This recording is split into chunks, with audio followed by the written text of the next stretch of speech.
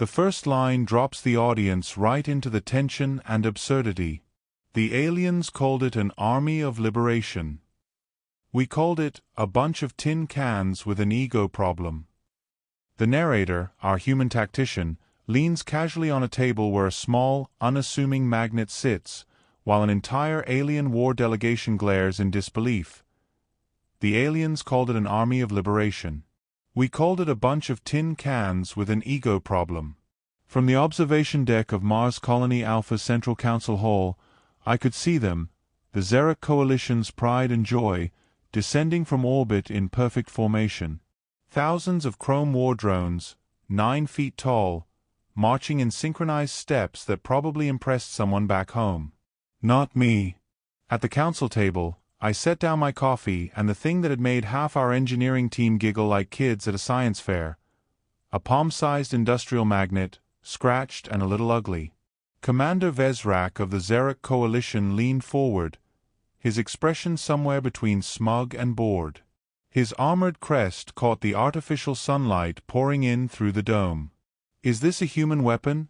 he asked, his voice processed through a translator that made every word sound like it came from a disappointed substitute teacher. I smiled, the kind of polite Midwestern smile that says I like you, but I also know how to ruin your day. "A tool," I said. "We like tools. They're simpler than weapons. Less messy." The translator took a beat too long to relay that. The pause made the Crete diplomat sitting to Vezrak's right twitch his antennae in a way I'd learned meant uneasy. "Good." Vezrak ignored it. "You are aware," he said, "that our army of liberation is fully autonomous and heavily shielded?" "Oh, I've noticed." I stirred my coffee, watching the spoon spin. "Shiny. Very symmetrical. I bet they win all the best in parade competitions." Sarah Delgado, our chief engineer and resident sarcasm champion, snorted quietly from her seat behind me. Vezrak's crest flattened slightly, a Xeric sign of irritation. He was starting to realize we weren't going to meet his intimidation with awe. The Xeric thought today was a peace negotiation. In reality, it was a test. They'd bring their most advanced war machines to Mars, scare us into concessions, and leave with our mining rights. What they didn't understand was that humans don't like being cornered. We don't get smaller. We get sharper. "Why don't you tell me," I said, "what you've named them?" "Your robots, I mean." "Armies like that always have an inspiring name." "They are the Prime Legion," Vezrak said with pride. I nodded. "Nice. Very Saturday morning cartoon villain." The translator hesitated again, as if deciding whether it should warn him that was an insult. The Crete diplomat made a sound like a cricket choking on a peanut. Outside, the first ranks of the Prime Legion hit the colony perimeter. They were machines built to impress. Polished chrome plating, precision hydraulics, crimson optics that glowed like fresh coals. I imagined the Xeric propaganda reels. "Behold the future of war." To be fair, if you didn't know any better, they'd be terrifying. Vezrak gestured toward the marching lines. "Our legion is flawless. No organic could match its speed or strength." "That's the trouble with perfection," I said, taking a slow sip of coffee. "It usually breaks the same way every time." His crest lifted a fraction. "And what flaw do you think you see?" I tapped the magnet sitting between us. "Depends on your definition of flaw." He stared at it, then at me. "That primitive object cannot threaten the Legion."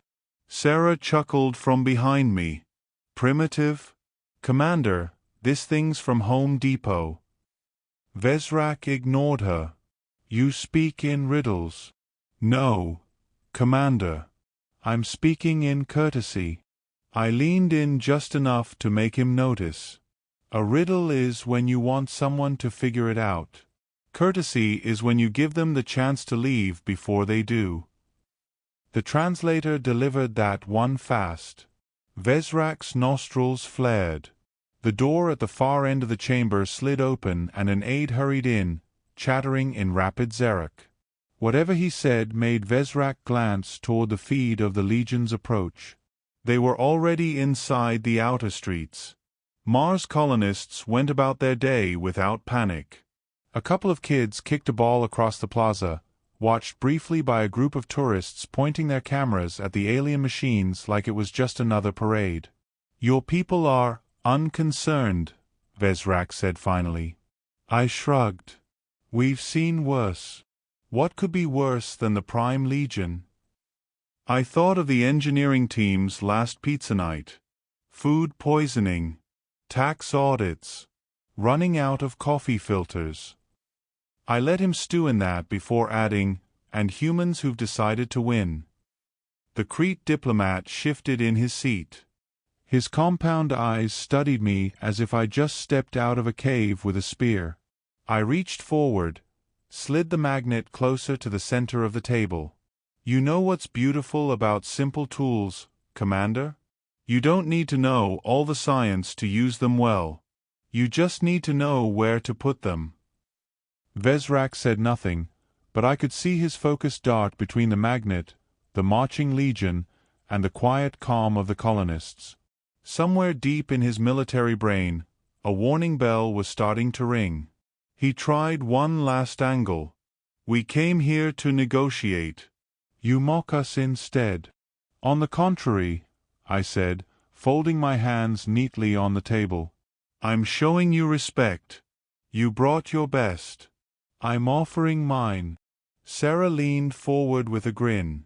"And ours doesn't even need batteries." A ripple of laughter came from the human side of the room. The alien side stayed very, very still.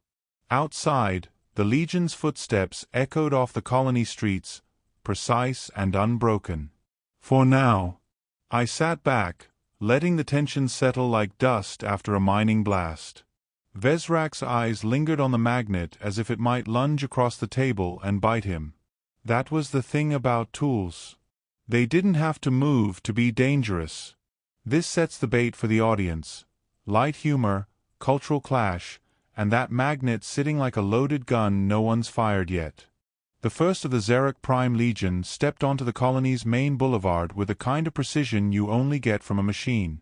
Every footfall landed in perfect time, a synchronized thud that vibrated through the reinforced pavement. Thousands followed, stretching back to the landing zone like a steel river. I watched from the council chamber's panoramic windows. Down in the streets, the colonists didn't scatter or scream. They leaned on railings, sipped from takeaway cups, and recorded the spectacle on their wrist cams. A street vendor kept selling fried algae sticks like it was just another Tuesday. Commander Vezrak mistook the calm for surrender. "Your people accept their place," he said with a satisfaction that made me want to pour my coffee over his polished armor. "They accept good weather," I replied. "They accept 2-for-1 beer nights. They're just waiting for the interesting part." Sarah Delgado leaned toward me. "If they keep marching like that, I'm starting a betting pool for the first one to trip over a curb." The Crete diplomat hissed softly. "You mock the Xeric's finest creation?" Sarah grinned. "Just trying to make the odds fair." On the boulevard, the lead formation halted. Their optics scanned the crowd with cold precision. The colonists waved like they were greeting a parade float. Somewhere, someone started playing music through a portable speaker. Old rock, scratchy but loud.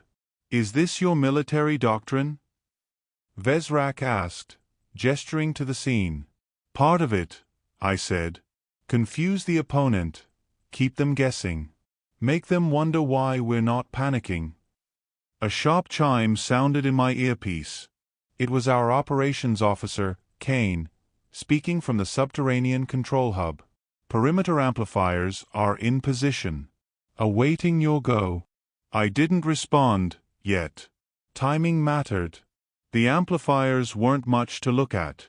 Waist-high metal pylons, each disguised as a utility relay box. The Xeric had probably seen them during their approach scans and dismissed them as infrastructure. Which, in a way, they were, just not for water or power. Vezrak rose from his seat and moved to the window, his armored crest angling toward the amplifiers stationed discreetly along the boulevard. His eyes narrowed. "What are those?" "Street utilities," I said smoothly. "Keeps the colony running." "Running what?" I smiled. "You'll find out." He turned sharply, his voice clipped. "Your words dance like smoke." "That's how you keep from choking," I replied. Sarah bit back a laugh, pretending to cough. The Legion resumed its march, moving deeper into the colony. The amplified sound of hydraulics filled the air, sharp, deliberate. Their weapons, sleek plasma rifles built into their forearms, remained dormant but very much present. Every so often, one of them pivoted its head, tracking a civilian who got too close. "They're scanning every heat signature," Sarah murmured. "Hope they're ready for disappointment." "Why disappointment?" the Crete asked. "Because they're not going to find fear," she said. My earpiece clicked again, Kane's voice, lower this time. "Solar flares entering optimal range. Field strength will spike in 5 minutes." Perfect. We'd been watching solar weather patterns for weeks, waiting for the right moment. The flare wasn't strong enough to fry circuits on its own, but paired with our magnetic amplification grid, it would turn those gleaming war machines into confused, very expensive paperweights. Vezrak returned to his seat, perhaps trying to look unconcerned. "The Prime Legion will encircle this colony within the hour. After that, negotiations will conclude." "Negotiations usually go better," I said, "when both sides still have options on the table." He bristled. "You think you have options?" I picked up the magnet from the table, turning it slowly in my hand. "I know we do." His gaze fixed on it again, and I could see the question forming. He didn't ask. That was good. I preferred when the enemy's mind worked harder than their weapons. On the boulevard, a child darted out from the crowd toward the nearest Legion soldier, holding something small. The crowd gasped, but the Legion didn't fire. The child pressed a sticker, bright yellow with a cartoon smiley face, onto the machine's leg, then ran back laughing.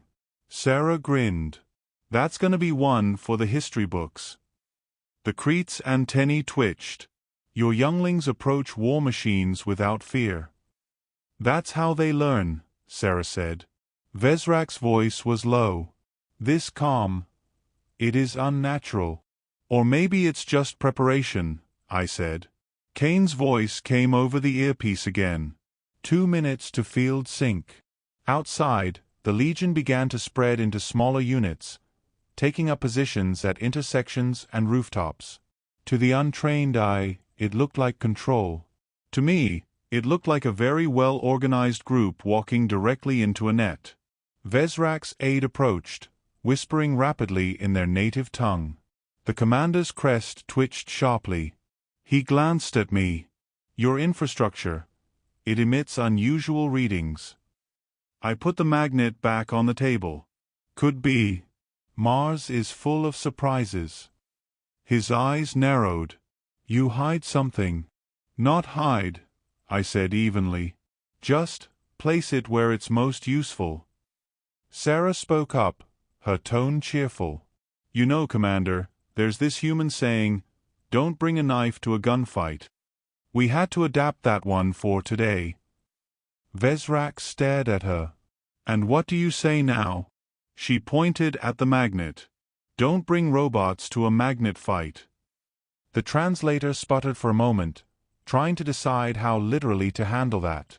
My earpiece clicked once more, Kane's final confirmation. "We're synced. Your call." I didn't move yet. Let the tension stretch. The Legion kept marching, positioning, scanning. The civilians kept filming, laughing, and buying fried algae. Vezrak shifted, clearly unsettled now. "What are you waiting for, human?" "Timing," I said. "It's everything." The solar flare crested the interference threshold. The amplifiers, still dormant, waited for one signal. I glanced at Sarah. She was already watching me, her hand hovering near her console. I looked back at Vezrak, meeting his unblinking gaze. "Tell me, Commander, how much did that Legion cost you?" He hesitated. "Enough that their loss would cripple lesser worlds." "Good to know." I gave Sarah the nod. Her finger dropped onto the console. Somewhere deep in the colony's hidden grid, relays snapped to life. The magnet on the table hummed, quiet, almost polite. Outside, the amplifiers began to sing. The hum from the magnet deepened, low and steady, like a distant engine idling. Outside, the boulevard froze. Not the people, not the buildings, but the machines. The lead Xeric drone took one step and locked mid-stride, its polished knee joint refusing to bend. Behind it, two more halted abruptly, their optics flickering between crimson and dead black. Commander Vezrak stood so quickly his chair scraped across the floor. "What have you done?" Sarah Delgado didn't look up from her console. "Gave them a physics lesson." The hum became a pulse. Amplifiers along the boulevard lit faintly, invisible currents threading the streets. One by one, the Prime Legion soldiers shuddered as if they'd walked into deep mud. A few collapsed instantly, armor plates clanging against pavement. On the far end of the plaza, a cluster of drones turned sharply toward each other, weapons twitching like they couldn't decide where to aim. Then, drawn by the invisible grip, their bodies lurched together, plates scraping as they stuck, 2, 3, 5 at a time, forming tangled heaps of expensive machinery. "This is not possible," Vezrak growled. "Oh, it's possible," I said, resting my elbows on the table. "You built them with ferromagnetic components. Strong ones, too. I'm guessing for structural integrity. That's great for stability, terrible for fighting a species that likes magnets as much as we do." Vezrak's crest flattened, a subtle sign of panic he probably didn't realize he was showing. Down on the streets, the civilians had their cameras up, laughing, pointing, documenting the collapse. A drone tried to lift its rifle arm, only for it to snap downward and cling stubbornly to its own thigh plating. Sarah tapped her console. "Field stabilizing at maximum." "They're done." The Xeric aide muttered something urgent in their native tongue, glancing nervously between Vezrak and me. The Crete diplomat's antennae curled tight, a silent warning to no one in particular. This is what they meant about smiling humans. "You have violated the sanctity of negotiation," Vezrak hissed. "No," I said calmly. "I've protected the sanctity of my people. You marched an army into our home. I simply made sure it wouldn't get any ideas." He bared his teeth. "This is an act of war." I leaned forward, voice low. "Commander, if it were an act of war, you wouldn't be standing here." That landed. The Crete's compound eyes fixed on me with sudden understanding. Vezrak, though, looked like he was trying to calculate how fast his warship could leave orbit. A fresh cascade of crashes echoed outside as another block of drones folded in on itself, 20 machines now welded into an immobile knot. Sparks lit the street where one tried to power its plasma weapon, only for the feedback to short its own systems. Sarah sat back with a satisfied sigh. There's something beautiful about watching 1 billion credits worth of military hardware turn into a lawn ornament. The alien commander's hands curled into fists. "You had this prepared." I didn't bother denying it. "Weeks in advance. We studied your machines, tracked your movements, and waited for the solar flare to boost our field strength. Timing, Commander, it's everything." His voice dropped to a growl. "You tricked us." I gave him the same friendly smile I'd started the day with. "We outprepared you." "There's a difference." The Crete diplomat shifted slightly toward me. "And if they had not brought their army?" "Then we would have had coffee and donuts and talked about trade routes," I said. "But the minute you threaten humans, we stop playing nice." Sarah gestured toward the plaza feed on the wall display. You know what's really impressive? That's only the portable magnetics. You haven't even seen what we can do when we turn on the big ones. Vezrak ignored her, staring out the window like he might will the Legion back into motion. It wasn't going to happen. One drone staggered, trying to take a step toward the council hall. The magnetics dragged it sideways instead, slamming it into a street lamp. The lamp bent with a metallic groan. The drone stayed glued there, twitching uselessly. This, Vezrak began, then stopped, searching for a word that didn't exist in his language. Humiliating, I offered. He glared. Temporary. Permanent enough for the rest of the day, I said. And long enough to make you reconsider your strategy. The aide whispered again, more urgently. Vezrak's eyes narrowed as he listened, then flicked back to me. Your interference will be noted in the council archives. I shrugged. Make sure they also note how many civilians were harmed by your army today. I let the silence stretch. 0. Sarah smirked. Unless you count bruised egos. Vezrak's crest twitched again. You think this victory will last? I stood, letting my chair scrape back slowly. It doesn't need to last. It just needs to remind you, and anyone else watching, that humanity doesn't scare easy, and we don't fight on your terms. Outside, the plaza was a scrapyard now. Drones piled in heaps, optics dark, limbs frozen in awkward angles. A tourist had climbed onto the nearest pile to take a selfie. The sight made Vezrak's jaw tighten. We will return. Then plan better, I said. Because next time, we won't waste magnets on you. That drew a sharp look from the Crete diplomat. His antennae lowered as if he was mentally filing that away. Sarah began shutting down the amplifiers, her fingers quick on the console. Want me to keep the table magnet running? I glanced at Vezrak. No. Let them take their souvenirs home. It'll give their engineers something to lose sleep over. The magnet's hum faded, but the damage was done. The Prime Legion wasn't getting back up. Not today.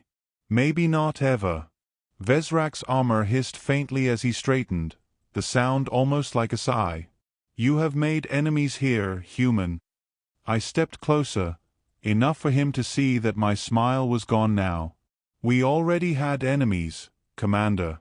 But only a few of them were foolish enough to walk into a human colony thinking they'd leave in one piece. For the first time since he arrived, Vezrak looked away. The battlefield was eerily silent after the last clang of collapsing metal. Smoke curled lazily from the charred husks of the once formidable Zorlan war machines. Their shimmering armor now lay scattered in warped sheets across the dust, sparking faintly before fading into stillness. Commander Ilara stood at the center of the carnage, magnets still strapped to her chest like a bizarre badge of honor. Its smooth, innocuous surface gleamed under the fading twin suns, a mockery of the apocalypse it had just unleashed. Across the shattered plaza, the alien coalition stood frozen, ambassadors, guards, and dignitaries alike, faces twisted in disbelief. Some stared at the broken wreckage, others at the humans standing in the middle of it all, smiling faintly as though she'd just finished watering her garden. Ambassador Krenz of the Morsith finally found his voice. You used that? That primitive lump of metal. His long mandibles clicked with each syllable, a sound halfway between horror and outrage. Ilara tilted her head, her voice soft but laced with the edge of a scalpel. Primitive? Oh no. Magnets are ancient. Ambassador. We've had these since before we knew how to split atoms.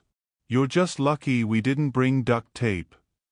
There was a ripple of murmured confusion through the alien delegation. The insectoid Vree ambassador leaned in to whisper something to her reptilian counterpart, the translation droid struggling to keep up. General Ross of the Zorlan Empire stepped forward, his massive frame blotting out the light. His voice was low, deliberate. This was not a military engagement. This was an ambush.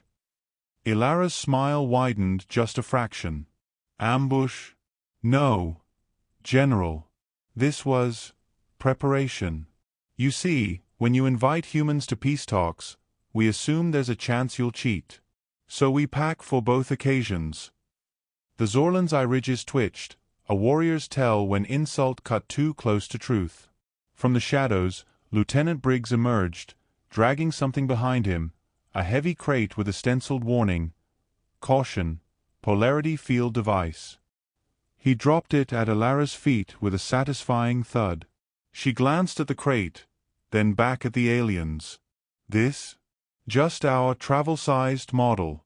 The real one is in orbit. Right now, every piece of ferromagnetic equipment on your ships is being politely rearranged. The realization rippled through them like a shockwave. Several of the alien guards instinctively touched their weapons, only to find them yanked clean from their holsters, clattering to the ground as the magnetic field hummed faintly in the distance. Ilara let the moment stretch. "See, we notice something in your military doctrine. You put your faith in machines. You love them. Trust them.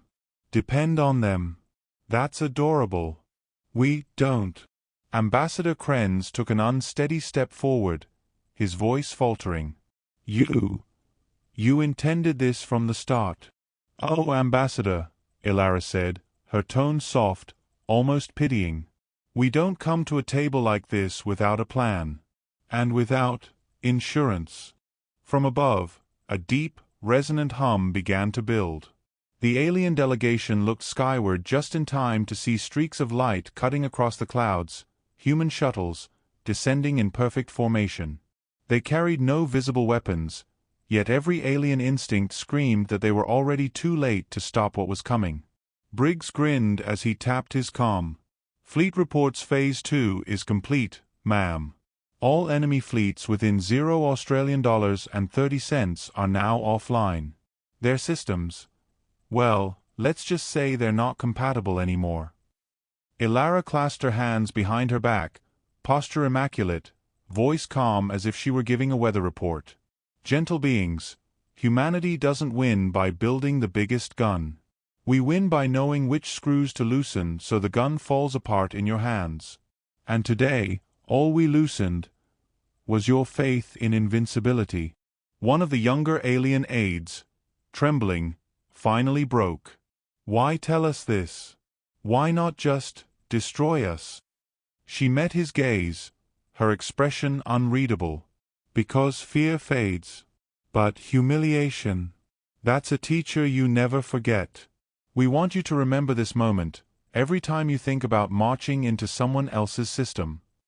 The silence that followed was heavier than the wreckage around them. Then, almost conversationally, Ilara turned toward the smoking horizon. "Oh, and your army of robots? We're keeping a few. They make excellent coffee grinders." Even Briggs chuckled at that, though the alien delegation didn't seem to find it amusing. As the human shuttles touched down, Marines fanning out with disciplined precision, the coalition realized the true depth of the trap. This wasn't a battle. This was a surgical strike, a chess move executed 20 steps ahead. The magnet was just the opening act. Ilara stepped forward, her boots crunching over twisted metal. "Now, about those peace talks. I believe you wanted to set the terms."